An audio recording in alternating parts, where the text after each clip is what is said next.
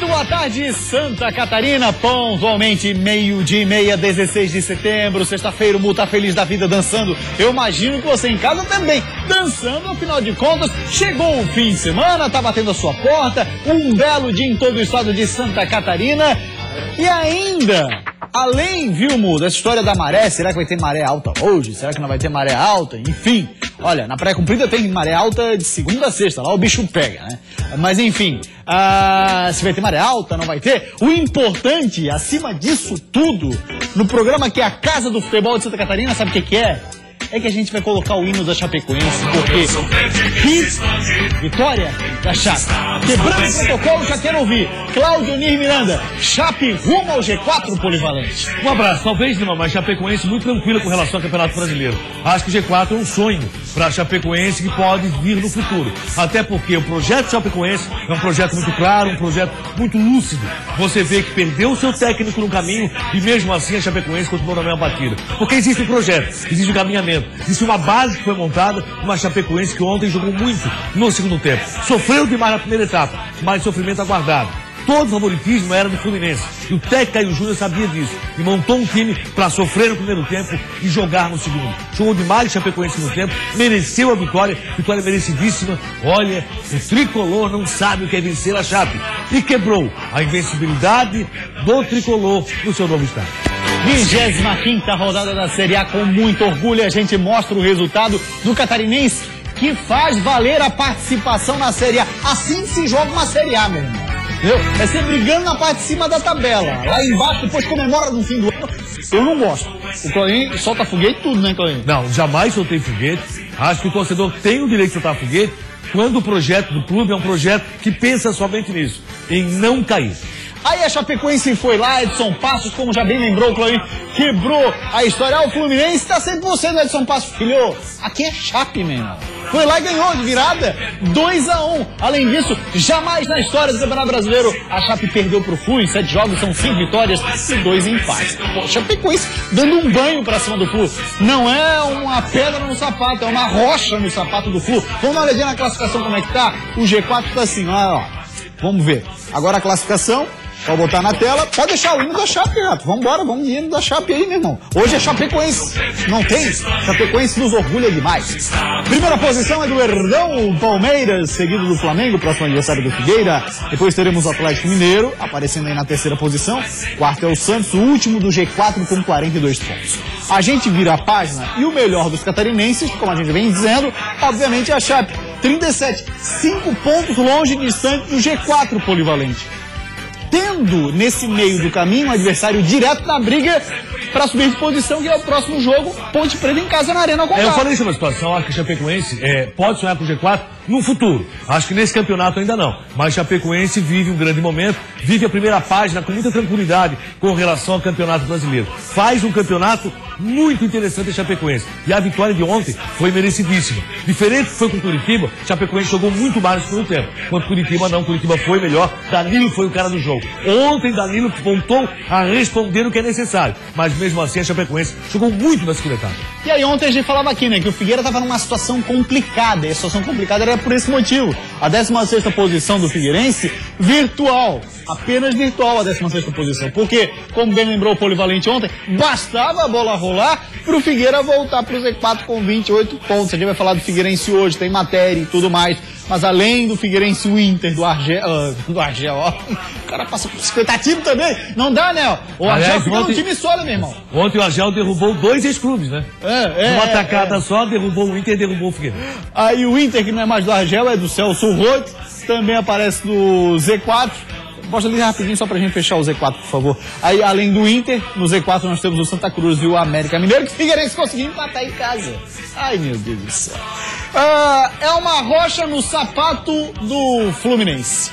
Esse é o time da Chape, que conseguiu ontem uma vitória fantástica pra cima do tricolor carioca. Lá no Edson Passos, começou o primeiro tempo, 1-0, Fluminense dominando o jogo. Aí vem segundo tempo, futebol se decide nos 90 minutos, e lá dentro do campo só termina quando o juiz apita. E faltou algum desse tipo aí de jargão, Polivalente? Não, foi dito tudo. Foi de tudo, passou a régua, né? A alegria dos torcedores do Flu abrindo o placar de cabeça. mas logo no início do segundo tempo, Denner bateu no canto para empatar para a Chape. 1-1. A Chapecoense foi crescendo no jogo, criando chances. E aos 43 minutos, Lourenço fechou o placar. Fim de jogo, Fluminense 1, Chape de virada 2. Essas vitórias é que me motivam a continuar no futebol, né? Você planeja taticamente, imagina o desenho do jogo, imagina o que poderia acontecer e realmente acontece, né? Inclusive a entrada do Lourenço, que é um menino da casa, né? O pessoal aqui do Rio que não sabe, e ele faz ainda o gol da vitória. Então, muito bacana. Legal, você dá moral, né? Dando moral pra molecada da base, vai lá dar conta do recado. É assim, devagarinho, que você consegue revelar grandes nomes dentro do elenco, limitado na questão financeira, que sempre foi a Chapecoense e todos os demais times. Vamos dar uma passadinha daqui a pouco no nosso WhatsApp. Você pode interagir conosco no 48 9135 8063. Ainda não o cumprimentei, agora sim vou fazendo.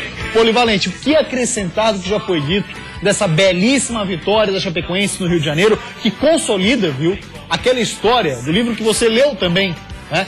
A bola não entra por acaso. É a organização de vem fora para dentro, o resultado acontece e é o que vem colhendo a Chape, ó, de tempo. A Chapecoense hoje é exemplo para todo o país, isso é inegável. Agora, o que me chamou muita atenção no jogo de ontem foi o Caio Júnior ter colocado toda a sua estratégia no jogo antes da bola rolar. Ele havia falado como iria jogar já no dia anterior em Chapecó. A gente até destacou aqui, falou assim, olha, né, a questão é uma proposta que não é muito nova, é evidente que ele ia colocar jogadores velozes, mas ele muda o time em razão de um jogo só. Não, e ele disse o seguinte, olha, eu vou esperar o Fluminense, eu vou aguardar o Fluminense e depois vou sair pro jogo. Eu sei que vou ser atacado, eu sei que vou ter sofrimento. E o sofrimento existiu de uma forma muito clara. O Fluminense jogou muito no primeiro tempo. Sim. O Fluminense foi uma equipe que atacou, que buscou, que lutou e não conseguiu. Nessa batida, aos poucos, a Chapecoense foi chegando no jogo. A partir do empate da Chapecoense teve 3, 4 chances seguidas de gol e você via, como aconteceu aqui com o Figueirense e América Mineiro, que você via que o América iria empatar, você tinha noção que a Chapecoense iria virar o jogo. E a partir do momento que o menino Laurence entrou, acabou virando o jogo, fez o 2-1 para desespero de uma casa lotada. E o Fluminense que esperava um G4. E o Fluminense que sonhava com o G4. E o Fluminense que tem uma realidade totalmente diferente. Ser derrotado por uma equipe que tem planejamento, tem uma diretoria que trabalha muito nesse sentido, uma diretoria coesa, uma diretoria que tem um departamento de futebol. E isso é muito interessante. Quando você tem um departamento de futebol que sabe trabalhar, que sabe contratar, que sabe buscar e pensar nas pessoas do seu grupo, a coisa dá certo. Fluminense, particularmente, dos jogos que eu vi, não enxergo o próximo perto do G4, não. Não, eu falei sobre isso ontem aqui, né? Eu também não vi o Fluminense. Vi o Fluminense como favorito pro jogo com o Chapecoense. Isso eu via, mas não como um time para chegar no G4. Vamos na de agora na 26ª rodada do Campeonato Brasileiro da Série A. A Chape jogou ontem, mas nós teremos os nossos 2 representantes no domingo em campo. Olha lá, o Figueirense é o primeiro a entrar em campo. O jogo começa 11 da manhã lá no Pacaembu. Já foram 24 mil ingressos vendidos para essa partida do Figueira. E lembrando o seguinte, né? É um jogo em São Paulo, no Pacaembu. Ontem a última contagem, não saiu... Você acompanhou alguma atualização? Na última contagem, 24 mil. A última contagem ainda não saiu nenhuma atualização desde ontem. Aí depois, mais tarde, a Chapecoense encara a Ponte Preta. A gente já fala já desse jogo da Chape, mas antes de falar do Figueirense, que tem 2 dúvidas dentro de campo e uma gigantesca fora das 4 linhas. Cara de ressaca. Foi assim que o Figueirense se reapresentou após o empate dentro de casa contra o Lanterna América Mineiro. E o assunto que mais era comentado nas imediações do CT Alvinegro era uma viagem do presidente Wilfredo Brillinger para o Rio de Janeiro, atrás de um novo técnico para o time. Se não ganhar 2, 3 jogos, já o treinador normalmente cai, né? Troca, então nós estamos acostumados, né? Se é que vai acontecer isso ou não, não sei, mas mesmo assim nós temos que estar preparados para o que vai acontecer. Mesmo assim, com toda essa turbulência fora de campo, o Gatito ainda confia que a equipe pode sim vencer o Flamengo no fim de semana. Eu acho que não é um adversário que impossível. Também hoje em dia no campeonato tem muito jogo que um time que não está muito bem ganha do time que está bem. Então eu acho que é possível mesmo. E tá falando de um adversário que é o vice-líder do Campeonato Brasileiro, está em pleno crescimento. São 5 jogos de vencibilidade, sendo que a última derrota desse Flamengo não era o time principal, mas foi aqui no estádio Orlando Scarpelli, derrotado 4-2. Depois, da Sul-Americana em diante, o Flamengo só conseguiu bons resultados, só vitórias, Claudinei. A possibilidade dela até existe, porque o futebol permite isso. No basquete é muito mais difícil, no vôlei mais difícil ainda. Mas existe a possibilidade. O Figueirense foi jogar contra o Corinthians, que era fantasticamente favorito na sua nova casa. O Figueirense foi lá e ganhou. Certo. Contra o Santos aconteceu a mesma coisa. Só que o desempenho do Figueirense e os jogadores do Figueirense à disposição para esse jogo é que não permite que você sonhe com essa possibilidade, a oportunidade de vitória. O Figueirense não vai ter o Calcaia, já está certo. O Figueirense não tem Eli Carlos, não tem Rafael Moura. Esse é um Figueirense muito diferente daquele Figueirense que jogou inteiro contra o Flamengo, contra o time reserva, de uma forma intensa e conseguiu a vitória. Muito difícil. O Flamengo é franco favorito. Qualquer outro resultado, olha, vai ser um grande resultado para o Alvinegro. Até mesmo o empate contra o Flamengo. Conseguiu um empate contra o Flamengo, jogando no Pacaembu, lotado, com o Flamengo brigando para ser campeão brasileiro. O Flamengo não briga por G4, briga para ser campeão brasileiro. Então, a dificuldade é muito grande. Assim, ó, é um jogo assustador. Eu digo assustador porque o Flamengo está voando e o Figueirense está se arrastando. Esse é o problema. A diferença dos dois é impressionante nos últimos jogos aí numa avaliação. O Figueirense jogando no limite pode conseguir um bom resultado. O Flamengo jogando normal é favorito contra o Figueirense. Aí desses últimos 5 jogos que eu falava do Flamengo, são 4 vitórias e 1 empate. Venceu o Figueirense, venceu o Chapecoense, venceu o Vitória e venceu a Ponte Preta e empatou com o Palmeiras. Quem conseguiu empatar com ele foi o Palmeiras com 1 a menos. Com 1 a menos. É bom lembrar. Exatamente. Vou dar uma passadinha então no nosso WhatsApp, a galera já interage conosco no 48 9135 8063. O Figueira tem condições de conseguir pelo menos um pontinho contra o Flamengo? É a pergunta pra lá de humilde do Ismael de Serraria, São José. É a humildade o Figueirense. Chega lá, jogar direitinho, fechadinho, um pontinho tá bom, Polivalente. Se jogar muito, de forma intensa, muito mais do que tem jogado, se os jogadores realmente buscarem algo mais e tirar da cartola, que até agora não aconteceu, tem condições. É improvável outro resultado que não venha a ser a vitória do Flamengo. Rapaziada interagindo ali, ó. Boa tarde, meu nome é Rafael, eu falo de São José. Eu vejo que o Furacão, diz ele, não precisa de um treinador, e sim ser modificado toda a estrutura, desde o presidente, palavra dele, e depois sim um técnico. Claudioni, trazer um técnico, vou dizer aqui, tá? Trazer um técnico, seja quem for, não vai resolver, porque o cara não vai resolver da noite pro dia, a panela de pressão só tá aumentando, o negócio tem que pensar em 2017. Mas se é pra trazer o técnico, é pra isso. Mas o que eu penso também é assim, acho que o presidente Figueirense está pensando assim, continua pensando assim. Existe uma especulação com relação à possibilidade de um novo técnico até para um projeto 2017, que pode salvar 2016. Por que pode salvar 2016? Um projeto 2017. Faz a limpa, a diretoria do futebol do Figueirense tem que ser repensada, tem que ser mudada. O grupo que está gerindo o Figueirense nesse momento tem que pensar o seguinte: nós temos que ter um cara do futebol que conheça de futebol, que saiba no mercado contratar, que saiba montar um time. Traz um técnico que até pode salvar 2016, mas que tem um projeto para 2017. Eu tenho certeza que agora muito torcedor concorda com a gente que nós falávamos, viu, Polivalente? Lá no início do Brasileirão, 5, 6 rodadas, olha, esse time Figueirense não é bom. Não é tão bom, melhor assim, não é tão bom quanto o torcedor imagina. É pior do que do ano passado na técnica. É pior. O Figueira vai ficar até o fim do ano tentando não ser rebaixado. Seja quem for o técnico, Mourinho, Guardiola, enfim, qualquer um. Eu vou citar 2 jogadores que foram muito interessantes para o Figueirense e conseguiram a manutenção do Figueirense na primeira divisão. São eles, o Muralha e o Cleitinho. É verdade. Ó, rápida parada por aqui, depois do intervalo a gente vai falar de segundona do estadual. Vamos ter clássico na segundona. Olha, Jaraguá do Sul em pólvora. Pólvora é bom, hein? Polvorosa.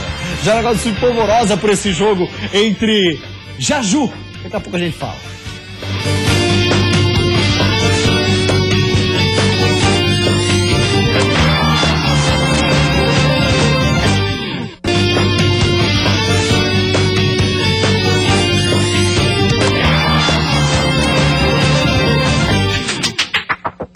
Voltamos com o Jogo Aberto FC, 12h48, e teremos nesse fim de semana a primeira rodada do retorno do Campeonato Catarinense. Lembrando o regulamento, turno, retorno. Os 2 primeiros voltam para a primeira divisão e apenas um é rebaixado para a terceira. Olha lá. Temos no sábado Concórdia Atlético Tubarão, aí no domingo as outras partidas. Primeiro 3 da tarde, Marcílio Dias e Operário de Mafra. Teremos ainda Porto e Almirante Barroso que é o líder. Aí no domingo teremos Ercílio Luz e Barra. E um pouquinho mais tarde, ali 15h30, né, depois das 3 horas da tarde, entre o jogo das 16, o Jaju, o clássico de Jaraguá do Sul, Juventus e Jaraguá. E a gente começa destacando o clássico lá no norte do estado. Vai! O Juventus, quarto colocado da segundona, recebe no domingo o Jaraguá, no clássico Jaju. O moleque travesso conta com uma novidade para essa partida. O atacante Thiago, de 21 anos, foi contratado do Grêmio Prudente e pode fazer sua estreia no domingo. Já o Leão busca sair da penúltima posição na tabela diante do maior rival. Cheio de mudanças dentro e fora de campo, o Jaraguá aposta no novo técnico Rodrigo Casca para iniciar a recuperação. Além dele, 7 jogadores foram contratados após o fim do primeiro turno. Na lanterna da competição, o Porto quer esquecer o primeiro turno. O time ainda não conseguiu vencer na competição e tem pela frente nada mais, nada menos que o líder Almirante Barroso. Na vice-liderança, o Atlético Tubarão encara o Concorde e vai ter a estreia do lateral Deca, de 32 anos. O jogador vem do Fluminense de Feira de Santana. A gente prestou jogador pra cá, pra lá, enfim. E Concórdia Atlético Tubarão é o grande jogo da rodada. Concórdia está encostando, faz o trabalho de recuperação e esse é o jogo da rodada. Se conseguir vencer o Atlético em casa, o Concórdia entra na batida pela briga ao acesso ao Campeonato Catarinense. Mais uma rápida parada por aqui, Polivalente, porque depois do intervalo a gente vai de 26ª rodada da Série B do Brasileiro. Que rodada, hein? Baita rodada, super rodada da Série B que começa hoje para os catarinenses. A gente volta já. Pro técnico Lisca, ter o Vasco pela frente pode ser bom nesse momento, quando o Joinville precisa recuperar a confiança. Mais uma chance para colar um pouco mais nas primeiras posições. O adversário de hoje é o Brasil de Pelotas, terceiro colocado. Criamos uma identidade no time que a gente não havia criado antes. Isso é jogo aberto, esse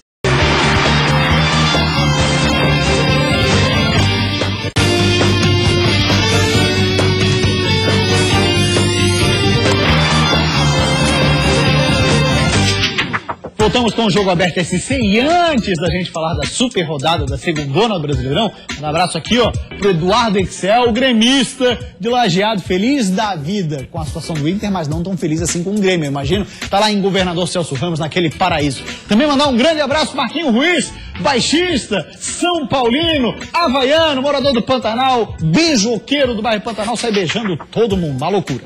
Vamos dar uma olhada aqui, ó, 26ª rodada da Série B, hoje teremos Brasil de Pelotas e Criciúma lá no Bento Freitas, em São Januário, no Rio de Janeiro, também hoje, às 9h30 da noite, teremos Vasco e Joinville.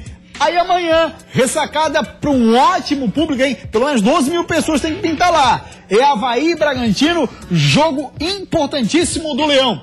O Gé ganhou um forte reforço para essa zaga, mais pela saída do que pela entrada do cara, hein?